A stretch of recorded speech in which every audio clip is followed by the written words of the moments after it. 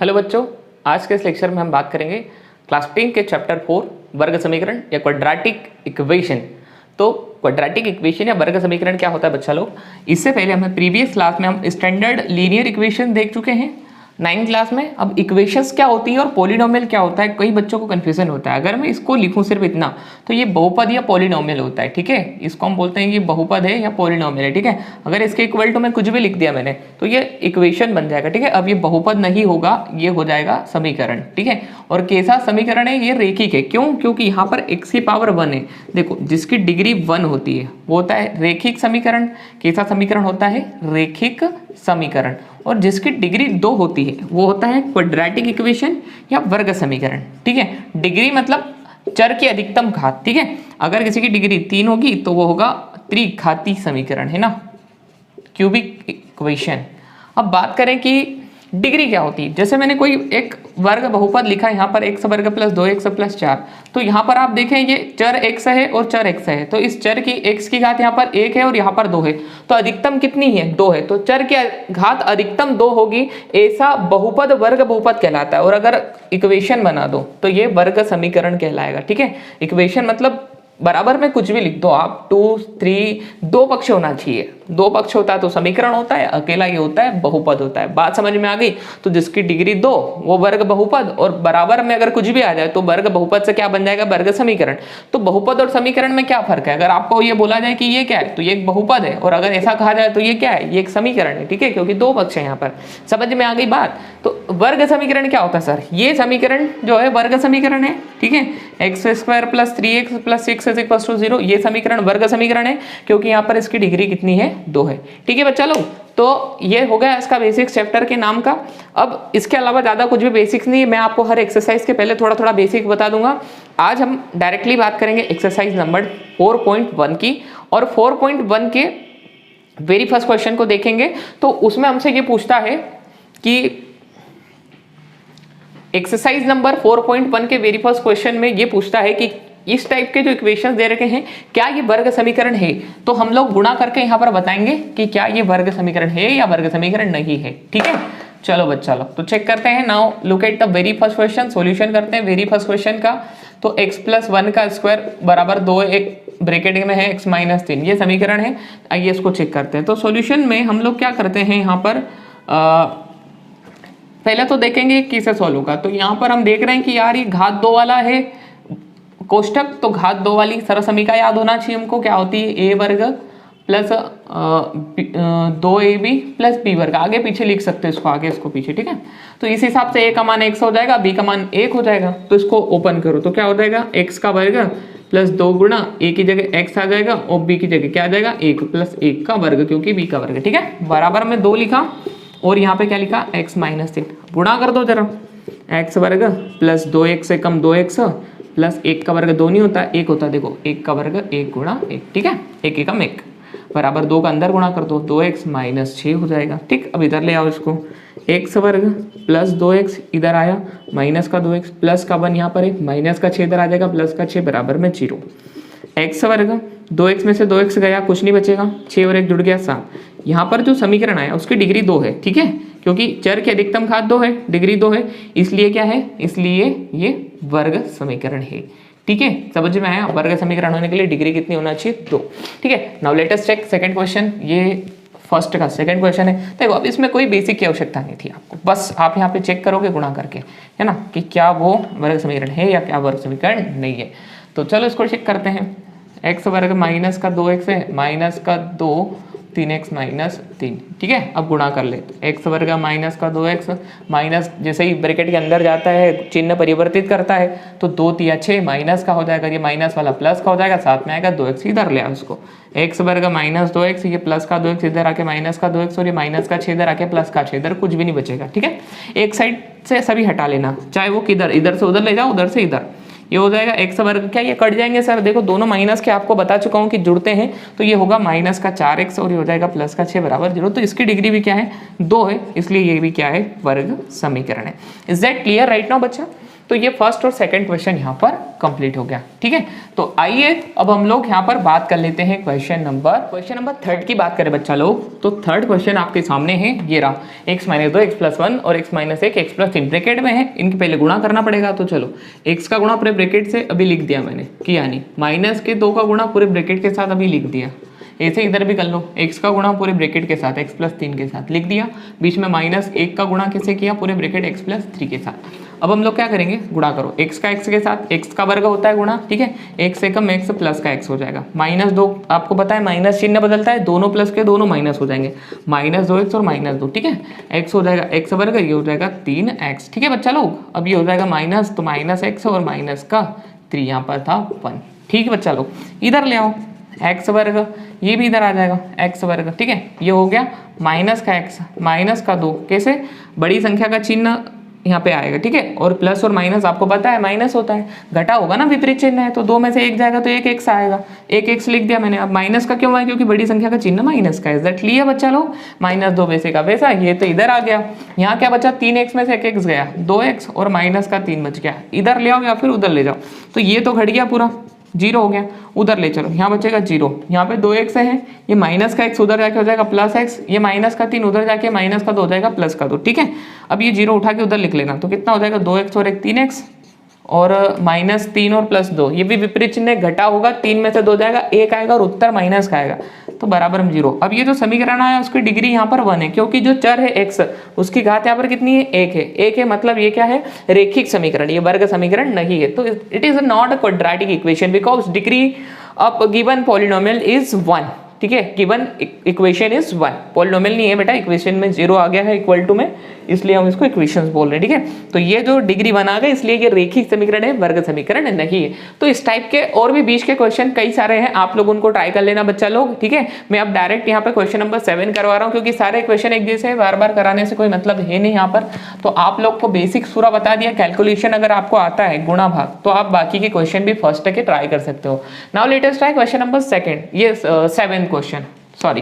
तो x+2 का cube, तो यहाँ पर आपको एक आइडेंटिटी यूज करनी, कौन सी, a + b का क्यूब, वो क्या होती है, a³ + b³ + 3a² b + 3ab²। ठीक है बच्चा पार्टी, तो चलो a की जगह क्या आएगा, x आएगा, b की जगह क्या आएगा, 2 उसका क्यूब, तो कैसे ओपन करोगे यहाँ पे, x का क्यूब प्लस 2 का क्यूब प्लस 3 गुणा x का वर्ग गुणा 2 प्लस, ऐसे करके ओपन होगा ये पूरा, ये हो जाएगा b ना, मतलब ये तो हो गया पूरा 3 गुणा a मतलब x गुणा 2 का वर्ग, पूरा ओपन हो गया। तो इसको अगर हम लिखें तो क्या आ रहा है हमारा, x³ + 8 प्लस 3 2 6 x² प्लस ये हो जाएगा 2 का वर्ग 4 3 12x। ठीक है, यहाँ पर छाप लो, तो क्या हो जाएगा, x+2 का क्यूब जो है is equal to 2x x² - 1, इसको पूरा ओपन करके क्या लिखेंगे, x³ + 8 + 6x² + 12x is equal to, इसका गुणा करो अंदर, तो 2 और x गुणा होकर घाते जुड़ेगी, तो 2x की घात 3 हो जाएगा। ठीक है, 2x माइनस ये हो जाएगा 2x। अब इसका पक्षांतर कर लो या इसका उधर कर लो, जो भी आपको लगे। ठीक, तो आप देखेंगे कि ये इधर आ जाएगा, x³ माइनस का 2x³ हो जाएगा, है ना, और उसके बाद ये वर्ग वाला इधर कोई नहीं, इधर एक ही है तो लिख लिया हमने, उसके बाद ये 12x लिख लिया हमने। ठीक है, क्योंकि घटते घातों में लिखना, x की घात 3 वाला, x की घात 2 वाला, x की घात 1 वाला, और ये भी इधर ले आओ, प्लस का हो जाएगा 2x। ठीक है, और यहाँ पे क्या बचा, प्लस का 8, और उधर तो कुछ भी नहीं बचा, क्योंकि ये 2x की घात 3 पहले ही लिया है और ये -2x भी ये लिया है, यहाँ पे उधर कुछ नहीं बचा, 0, और इधर का जो था लिख लिया, x³ भी आ गया, 8 भी लिख दिया मैंने, 6x का वर्ग भी लिख दिया और 12x भी लिख दिया। ठीक है, अब ये कैलकुलेट होगा, तो देखो एक प्लस का है और एक माइनस का है, विपरीत चिन्ह घटा होगा, 2 में से 1 घटा दो, तो क्या आएगा, माइनस का x³। अब माइनस का क्यों आया, क्योंकि बड़ी संख्या 2 का चिन्ह माइनस है, 6x वर्ग, ऐसा तो अकेला ही है भैया ये यहाँ पे। ठीक है ना, 12 और 2 जुड़ जाएगा 14x हो जाएगा, प्लस 8 बराबर 0। इसकी डिग्री तो 3 आ रही है, क्या आ रही डिग्री, 3 आ रही है। ठीक है, तो डिग्री 3 आ रही, तो त्रिघातीय समीकरण है, वर्ग समीकरण नहीं है। तो यहाँ पे भी आप बोल देना कि ये यहाँ पर दिए गए समीकरण की डिग्री या घात 3 है, अतः ये त्रिघातीय समीकरण है, वर्ग समीकरण नहीं है। ठीक है बच्चा लोग, तो आई थिंक ये वेरी फर्स्ट क्वेश्चन यहाँ पर आप लोग को कंप्लीट समझ में आ गया। एक्सरसाइज 4.1 के क्वेश्चन नंबर सेकंड के वेरी फर्स्ट क्वेश्चन की बात करें तो पहले क्वेश्चन सेकंड क्या ये समझो। क्वेश्चन सेकंड बोलता है कि जो भी इस टाइप के इक्वेशन, अब ये आपको इबारत दिखाई देगी, क्वेश्चन दिखाई देगा, इसका आपको वर्ग समीकरण बनाना है, मतलब ये वाला फॉर्मेट बनाना है, x square plus b x plus c is equal to 0, ये वर्ग समीकरण वाला फॉर्मेट बनाना है। ठीक है, जिस भी इबारत को आप पढ़े उसको ऐसा समीकरण में चेंज करना है। ठीक है, तो वेरी फर्स्ट क्वेश्चन को पढ़े और इसको भी हम वही करेंगे। तो प्रश्न क्या दे रखा है कि एक आयताकार भूखंड का क्षेत्रफल, देखो आयत ये होता है रेक्टेंगल, ठीक है, इंग्लिश में रेक्टेंगल कहते हैं, ये होती है इसकी लंबाई, ठीक है, और ये होती इसकी चौड़ाई। अब हम बात करें तो वो क्या बोल रहा है यहाँ पर कि आयत का क्षेत्रफल मतलब इन दोनों का गुणा कितना दे रखा है 528।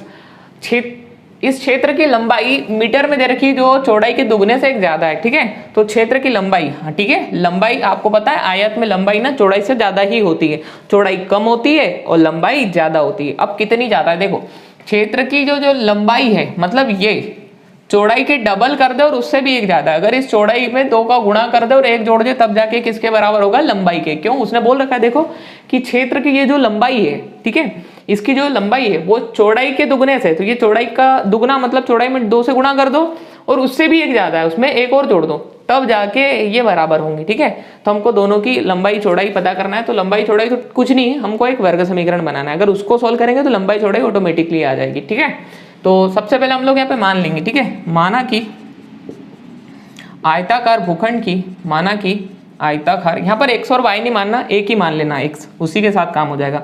माना कि आयताकार भूखंड की चौड़ाई मान लेते हैं, क्या है, चौड़ाई x मीटर है। ठीक है, क्योंकि उसने मीटर में बोला है इसलिए हम बोल रहे हैं। और चौड़ाई क्यों मानी, क्योंकि लंबाई चौड़ाई के दुगने से एक ज्यादा है, तो चौड़ाई पता होता है कि उसका डबल में 1 जोड़ देंगे तो लंबाई ऑटोमेटिकली आ जाएगी। ठीक है, यदि आपको कोई बोल दे कि आपको मैं, जैसे आपके भाई के पास 10 रुपए, ठीक है, और यदि आपको कोई बोल दे कि मैं आपको आपके भाई के दुगने से 1 रुपया ज्यादा दूंगा, तो आपको कितने रुपए देगा वो, तो पहले आपको ये पता होना चाहिए कि मेरे भाई के पास कितने हैं। क्या, फिर से सुनो, आपको क्या बोल रहा है कि मैं आपको आपके भाई के दुगने से 1 ज्यादा पैसे दूंगा, तो आपके भाई के पास 10 रुपए हैं मान लो, तो आपके पास कितने हो जाएंगे, 10 का डबल 20 और 21 रुपए आपको दे देगा व्यक्ति। तो पहले तो आपको चौड़ाई पता होना चाहिए, ठीक है, आपके भाई के पास पैसे कितने वो पता होना चाहिए। यहाँ पर देखो तो चौड़ाई के दुगने से एक ज्यादा, इसलिए चौड़ाई x मान ली है ना। यहाँ पे लिखेंगे प्रश्नानुसार लंबाई, प्रश्न के अनुसार ही वो बता रहा है लंबाई कितनी होगी, तो प्रश्नानुसार लंबाई जो है बच्चा लोग वो हो जाएगी चौड़ाई का दुगना, तो 2 गुणा x और उससे एक ज्यादा। ठीक है, तो यहाँ पर अगर हम बात करें लंबाई की तो लंबाई आ जाएगी 2x प्लस 1 मीटर, कितनी, 2x प्लस 1 मीटर। ठीक है, इसको पूरे ब्रैकेट में लिख लेंगे हम लोग, 2x प्लस 1 और ये पूरी लंबाई आ गई हमारी मीटर में, क्योंकि ये भी मीटर में ही थी चौड़ाई। ठीक है, अब उसने क्या बोला है कि आयताकार भूखंड का क्षेत्रफल 528 है, तो चूंकि आयत का क्षेत्रफल क्या होता है, चूंकि आयत का क्षेत्रफल होता है लंबाई गुणा चौड़ाई। ठीक है, तो क्षेत्रफल तो आपको दे ही रखा है 528, लंबाई और चौड़ाई का गुणा कर दो, लंबाई कितनी है 2x प्लस 1, ठीक है, चौड़ाई कितनी आपने मानी x, ठीक है, गुणा करो जरा, यहाँ पर करो तो ये हो जाएगा 2x वर्ग और ये हो जाएगा x। ठीक है, इसको उधर ले जाओ तो इधर क्या बचेगा 0, 2x वर्ग प्लस x माइनस 528 बराबर में 0, तो इसको पलटा के इधर लिख दो, हो गया 2x वर्ग प्लस x माइनस 528। तो ये आपको एक वर्ग समीकरण मिल गया। ठीक है, अगर इसका मध्य पद तोड़ेंगे तो लंबाई भी निकल जाएगी और चौड़ाई भी निकल जाएगी। ठीक है, तो हमको सिर्फ इतना ही शो करना है, जहां x चौड़ाई और 2x प्लस 1 लंबाई है, बस ये हो गया। ठीक है, क्योंकि वो सिर्फ आपसे क्या बनाना चाहता है, वर्ग समीकरण, तो हमने बना के दे दिया। अगर आपको करना है तो मध्य पद को तोड़ने की विधि से आपको बता चुका हूँ, प्रीवियस चैप्टर 2 में हमने यही काम किया था, तो वहां पर आप लोग देख। क्वेश्चन नंबर सेकंड का सेकंड क्वेश्चन है बच्चा लोग कि 2 क्रमागत धनात्मक पूर्णांकों का गुणनफल 3 तो 6 है, हमें पूर्णांकों को ज्ञात करना है। ठीक है, तो क्रमागत धनात्मक पूर्णांक क्या होते हैं बच्चा लोग, अगर ये एक पूर्णांक है तो इसका अगला क्या आएगा, क्रम से 2 आएगा। तो क्रमागत में क्या फर्क होता है कि भाई पहला जो है ना उसमें 1 और जोड़ दो तो अगला आ जाएगा। बात समझ में आ रही है कि पहला जो है वो अगले से 1 कम होता है और अगला जो होता है वो पहले से 1 ज्यादा होता है, तभी तो क्रमागत होता है। जैसे 3 के बाद 4 आता है तो 3 और 4 में 1 का तो फर्क होता है। ठीक है, अगर आपके पास 10 रुपए तो अगले के पास 11 हो जाएंगे ना। ठीक है, आपके पास अगर 9 है तो अगले के पास 10 हो जाएंगे, क्योंकि क्रमागत का मतलब समझते हो, इससे तो 1 ज्यादा ही आएगा। तो अगर मान लो यहाँ पर 1 है तो अगला क्या हो जाएगा, 1 प्लस 1। क्यों सर, क्योंकि यहाँ 9 था तो ये 10 के पास 1 ज्यादा थे ना, तो अगर 1 से हो गया तो दूसरा क्या हो जाएगा, 1 प्लस 1। तो वैसे ही बच्चा लोग हम लोग यहाँ पर मान लेते हैं। ठीक है, तो सबसे पहले इसके सॉल्यूशन में वही लिखेंगे। ये दूसरे का दूसरा प्रश्न है कि माना कि दो क्रमागत धनात्मक, माना कि दो क्रमागत धनात्मक पूर्णांक, ठीक है, क्या है, x तथा x प्लस 1 है, मान लिया। अब प्रश्नानुसार क्या बोल रहा है, उसकी कंडीशन को देखते हैं। क्या बोल रहा है कि दो क्रमागत धनात्मक पूर्णांकों का गुणनफल 306 है, तो इनका गुणा कर दो। ये धनात्मक पूर्णांक जो है ना, इनका गुणा कर दो, इनका गुणनफल 306 है। ठीक है बच्चा लोग, इसका गुणा इसमें करो, x वर्ग x एकम x बराबर 306 और इधर ले आओ x वर्ग प्लस x माइनस का 306 बराबर 0। और बस वो यहाँ पर वर्ग समीकरण बनवा रहा है। आप लोग उत्तर चेक करोगे पीछे वहां पर भी इतना ही दिया है, जहां x तथा x प्लस दो क्रमागत धनात्मक पूर्णांक है। और यदि आपको आगे सोल्व करना है तो आप मध्य पद को तोड़ने की विधि से यहाँ पर सॉल्व भी कर सकते हो। ठीक है बच्चा लोग, तो ये आई थिंक क्वेश्चन नंबर 2 हो गया और जो आपको समझ में आ चुका है। ठीक है, अब हम लोग बात कर लेते हैं यहाँ पर क्वेश्चन थर्ड क्वेश्चन की बात करें तो क्वेश्चन थर्ड है कि रोहन की माँ उससे 26 साल बड़ी है, मतलब रोहन की माता जी का भी उससे 26 साल ज्यादा है। जैसे कि अगर रोहन की 5 वर्ष है तो उसकी माता जी 31 साल की हो जाएगी, 6 ज्यादा है, सॉरी 26 ज्यादा है। ठीक है, उनकी आयु का गुणनफल अब से 3 वर्ष पश्चात 360 हो जाएगा। ठीक है, यानी कि उन दोनों की पहले वर्तमान आयु पता करेंगे। ठीक है, और उसके बाद क्या बोलेंगे कि 3 साल बाद, जैसे कि अगर रोहन की वर्तमान आयु मान ले कि अभी है 1 वर्ष, तो 3 साल बाद कितनी हो जाएगी, 3 साल बाद हो जाएगी वो x प्लस 3 और जुड़ जाएगी। ठीक है भाई, आज 2021 में कोई बंदा 10 साल का है तो 24 में 3 साल ज्यादा हो जाएंगे, 13 हो जाएंगे ना, उस प्रकार से। ठीक है, तो 3 साल बाद की कंडीशंस दे रखा है। चलो सबसे पहले तो हम लोग किसी की भी आय निकाले ना, हमको वर्तमान पता होना चाहिए। जैसे कि मैं अगर बोलूं कि तुम्हारी आयु आज से 5 साल बाद कितनी हो जाएगी, तो तुमको पता होगा यार मैं अभी 10वीं में हूँ, मतलब 16 साल होगी या 17 होगी। तो अगर 16 साल है तो 5 साल बाद 21 हो जाएगी, 17 है तो कितनी हो जाएगी, 22 साल हो जाएगी 5 साल बाद। बात समझ में आ रही ना। तो इसी टाइप से कि भाई 5 साल बाद आयु बढ़ जाती है, तो पहले क्या पता होना चाहिए, अपनी वर्तमान आयु पता होना चाहिए। ठीक है, तो पहले हम वही मानते हैं। ठीक है, तो इसके सॉल्यूशन में मैं लिख रहा हूं, माना कि रोहन की वर्तमान आयु x वर्ष है, मान लिया, तथा रोहन की माता की वर्तमान आयु आपको पता है उससे 26 ज्यादा है, तो x प्लस 26 वर्ष होगी। ठीक है, क्यों ज्यादा होगी, क्योंकि यहाँ पे प्रश्न बोला है रोहन की माँ उससे 26 वर्ष बड़ी है, तो रोहन अगर 1 साल का है तो उसकी माता जी की आयु उससे 26 ज्यादा होगी ना, 1 प्लस 26 होगी। ठीक है, तो ये हमने लिख लिया यहाँ पर। अब वो बोल रहा है 3 वर्ष पश्चात, यहाँ पर एक हेडिंग लगा दी हमने, 3 वर्ष पश्चात दोनों की आयु बढ़ेगी, उसकी माता जी की भी बढ़ेगी और रोहन की भी बढ़ेगी। ठीक है, कि रोहन बड़ा होकर माता जी की आयु बढ़ेगी नहीं, ऐसा नहीं हो सकता भैया। ठीक है, ऐसे में तो फिर कोई व्यक्ति बूढ़ा ही नहीं होगा। हाँ सर नहीं होंगे, हम तो जवान ही रहेंगे हमेशा, हमारी आयु नहीं बढ़ेगी, कभी भी बूढ़े नहीं होंगे सर। अरे भैया ठीक है, जिसका जन्म होना तय है ना उसकी मृत्यु भी तय। ठीक है, तो एक तो बढ़ेगी 3 वर्ष पश्चात।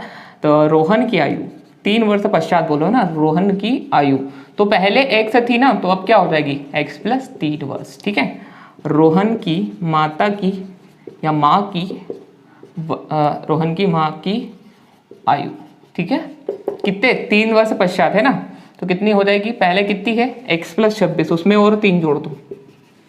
ठीक है, पहले x प्लस 26 है ना, उसमें फिर 3 जुड़ गया तो हो गया x प्लस 29 वर्ष। ठीक है, अब बोल रहा प्रश्नानुसार कंडीशन अब लगेगी, क्या बोल रहा है कि उनकी आयु का गुणनफल 3 वर्ष पश्चात, तो 3 वर्ष पश्चात दोनों की आयु निकाल ली, एक रोहन की हो गई x प्लस 3, माता जी की हो गई x प्लस 29, उनका गुणनफल 360 हो जाएगा। उनकी आयु का गुणनफल 3 वर्ष पश्चात 360 हो जाएगा, तो आप गुणा कर देते। तो 3 वर्ष पश्चात रोहन की आयु हो गई है यहाँ पर x प्लस 3 और उसकी माता जी की हो गई x प्लस 29, इनका गुणनफल कितना हो जाएगा 360। ठीक है, चलो तो x का गुणा पहले तो पूरे ब्रैकेट के साथ x प्लस 29 के साथ, फिर प्लस है प्लस लगा दिया, 3 का गुणा पूरे ब्रैकेट के साथ। ठीक है, करो अंदर गुणा, x का x से x की घात 2, 29 के साथ 29x, 3 का 3x और ये हो जाएगा 87, 3 आम 27 के साथ 3 दूनी 6 और 2 8। ठीक है, और ये आ गया यहाँ पर 360। अब बच्चा लोग देखे ये हो जाएगा x वर्ग, जोड़ दो 32x प्लस 87 माइनस 360 बराबर में 0। तो फाइनली देखेंगे तो ये क्या हो जाएगा x वर्ग प्लस 32x और घटाओ जरा, 360 में से 87 जाएगा, कितना आएगा?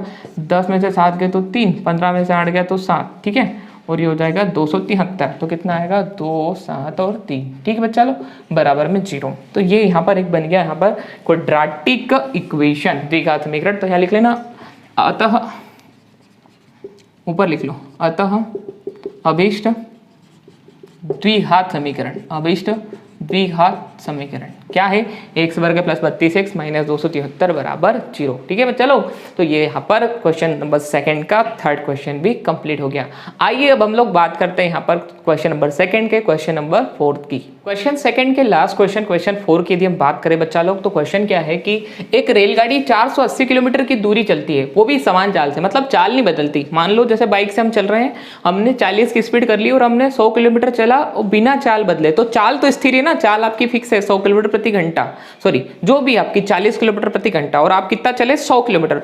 तो उस 100 किलोमीटर में आपने चाल नहीं बदली, मतलब आपकी चाल 40 फिक्स थी, वैसे ही इसकी चाल कुछ भी है वो फिक्स है और दूरी 480 किलोमीटर चल रही, ठीक है। अब क्या होता है कि यदि इसकी चाल 8 किलोमीटर पर घंटा कम कर दें तो उसको दूरी तय करने में ज़्यादा समय लगेगा, सीधी सी बात है, सही बात है ना। तो आप जिस चाल से पहले चल रहे थे, अगर आपकी चाल थोड़ी सी कम कर देंगे तो आपको पहले से ज़्यादा टाइम लगेगा, ठीक है। तो चलो पहले कितना टाइम लगा था वो तो निकाल ले, फिर बाद में पता करेंगे कि कितना ज़्यादा टाइम लग रहा है। तो सबसे पहले क्या पता होना चाहिए? चाल पता होना चाहिए। तो हम लोग वही तो मान रहे हैं, माना कि रेलगाड़ी की चाल x किलोमीटर प्रति घंटा है, ठीक है। अब उसने कितनी दूरी चली? तो दूरी लिख लेते हैं शॉर्टकट में 480 किलोमीटर। अब चूंकि हम लोग को एक फॉर्मूला बताया, क्या फॉर्मूला होता है कि चाल बराबर दूरी बटे समय, ठीक है। अगर इस फॉर्मूले को थोड़ा मैं स्पेसिफाइड करूँ तो इसको समय को अगर मैं ट्रांसफर कर दूँ तो समय बराबर क्या आ जाएगा मेरा? दूरी बटे चाल आ जाएगा, ठीक है। तो आप लोग यहाँ पे देख रहे हो दूरी कितनी है? 480, और समय कितना है? दूरी चाल कितनी है बच्चा लोग? x, ठीक है। तो आप लोग देखेंगे यहाँ पर कि समय, ठीक है, समय को कुछ समय के लिए मैं t मान लूँ तो समय आ गया 480 बटे x, ठीक है। अब बाद में क्या हुआ बेटा कि उसकी चाल कम हो गई, ठीक है। तो हम लोग यहाँ पर लिख रहे हैं नई चाल, ठीक है। नई चाल जो है वो कितनी हो गई? x minus 8 kilometre per hour, मतलब पहले से 8 कम हो गई, तो ये पहले जितनी थी उसमें से 8 कम कर दी, ठीक है। अब दूरी तो वही रहेगी बेटा, तो दूरी कितनी है? 480 किलोमीटर। अब यहाँ पे अगर मैं डायरेक्टली समय का फॉर्मूला ही बना हुआ लिख दूँ तो क्या आ जाएगा? दूरी बटे चाल आ जाएगा, है ना। तो दूरी बटे चाल, ठीक है, 480 बटे x माइनस 8। अब आप लोग मुझे बताएं कि ये भी समय है और ये भी समय है, इन दोनों में बड़ा समय कौन सा है? मतलब ज़्यादा टाइम कहाँ पर लगा? तो यहाँ पर आपको बताएं स्लो चला तो ज़्यादा टाइम यहीं पे लगेगा, तो टाइम बड़ा ये है। अगर मैं इन दोनों टाइम को बराबर कर दूं, ठीक है, 1 मिनट, अगर मैं इधर लिख लेता हूँ दोनों टाइम को, जैसे कि मैं पहला टाइम लिख रहा हूँ 480 बटे x और दूसरा टाइम मैंने लिख दिया 480 बटे x माइनस 8, तो पहली बात तो ये दोनों बराबर हो ही नहीं सकते। क्यों? क्योंकि इसमें चाल ज़्यादा है तो टाइम कम लगा, तो ये टाइम कम है, ये टाइम क्या है? कम, ठीक है। और इसमें चाल कम कर दी गई तो टाइम ज़्यादा लगेगा, समझ में आ रही बात? इसमें चाल ज़्यादा तो टाइम कम, इसमें चाल कम तो टाइम ज़्यादा, तो ये टाइम ज़्यादा है, ठीक है। अब मुझे बताओ ये दोनों बराबर है क्या? नहीं है, ठीक है। अगर हम बात करें ये दोनों बैलेंस कब हो सकते हैं? जब इसमें कुछ जुड़ जाए, क्योंकि ये कम है तो कितना जुड़ेगा? तो दूरी को 3 घंटे ज़्यादा लेती, ठीक है। तो 3 घंटा इधर जोड़ दो तो ये हो जाएगा 480 बाय एक्स प्लस 3 बराबर 480 बाय एक्स माइनस 8। ये तभी समझ में आएगा बच्चा जब आपको ये कंसेप्ट समझ में आएगा कि आप तेज स्पीड से चल रहे हो तो समय कम लग रहा है ना आपको, ये पूरा समय है, ये पूरा समय है। आप कम स्पीड कर दी गई तो आपको समय ज़्यादा लग रहा है, तो ये समय ज़्यादा है, ठीक है।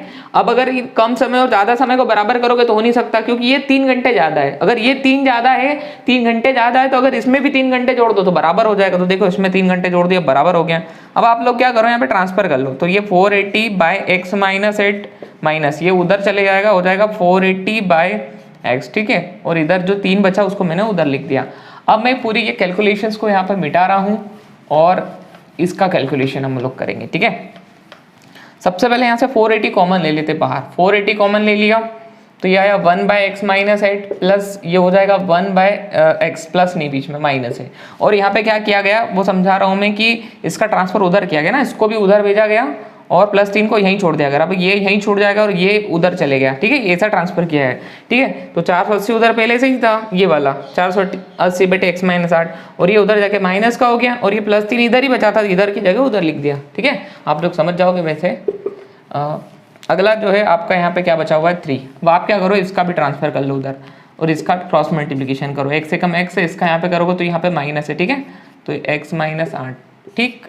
अब ध्यान रखना यहाँ पर इसका गुणा इससे होगा x वर्ग और माइनस का 8x, और ये हो जाएगा 3 बटे 480। ये 480 गुणा से भाग में चले गया। ये देखेंगे गुणा करेगा x - x + 8, ठीक है, और x² - 8x। आप इच एम्प्लाइज लगाते चले यहाँ पे हर स्टेप में क्या हो रहा है, ठीक है। अब यहाँ देखेंगे तो 3 से कटेगा, 3 एकम 3, 3 1 बच जाएगा, 3 6 18 0, मतलब 1 बटे 160 बच गया, ठीक है। क्या करें, देखिए ये भी कट जाएगा, ऊपर क्या बचा 8, तो 8 में 160 से गुणा हो जाएगा, 8 गुणा 160, और इसका ट्रांसफर इधर कर दो तो 1 से गुणा होकर इसको कोई फर्क ही नहीं पड़ेगा, ठीक है। कितना आ रहा बच्चा पार्टी है 8 0 0 8 6 48 के 8 इसलिए 4 8 एकम 8 और 4 12, ठीक है। x वर्ग - 8x, अगर उसका भी पक्षांतर उधर कर दूं मैं तो क्या आएगा, x वर्ग - 8x उधर पहले से ही है, ये उधर जाके क्या हो जाएगा -1280, और इधर 0 बचेगा तो इसको मैं सबसे लास्ट में लिख लेता हूँ, ठीक है। ये मेरा 1280 है। तो आप लोग देखें मेरा इक्वेशन क्या आ गया, अतः अभीष्ट समीकरण। क्या लिखोगे, अतः अभीष्ट समीकरण क्या आया, x वर्ग - 8x माइनस का 1280। Is that clear right now बच्चा। तो ये क्वेश्चन नंबर 3 का सबसे लास्ट क्वेश्चन, क्वेश्चन 4 भी यहाँ पे एंड हो गया। तो बच्चा लोग यदि आपको क्वेश्चन समझ में आया हो तो इस वीडियो को लाइक कर दे बेटा, और यदि चैनल पे नए हो तो इसको सब्सक्राइब कर ले, क्योंकि इस टाइप से बहुत अमेजिंग वीडियोस इस चैनल पे आते रहते हैं, ठीक है। पढ़ते रहिए, ऑल द बेस्ट।